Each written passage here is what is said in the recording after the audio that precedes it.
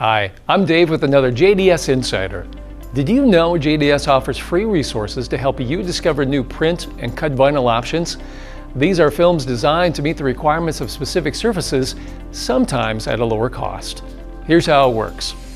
Pick up the component catalog or our Science Supply catalog. Flip to the Charts and Resources section. Turn a few more pages and you'll see these application charts. From one brand to another, each chart is a little bit different. However, you can use the same process to read all of them. Start at the top of the chart and look for Applications. Scan the options until you find the type of surface you need to cover. Now, slide your finger down the chart. When you see a dot in the column, follow that row to the left and you'll see the name of a compatible film. Some charts include additional search options like finish, outdoor durability, and conformability. All of the charts list the catalog pages where you can find more information. And now you know.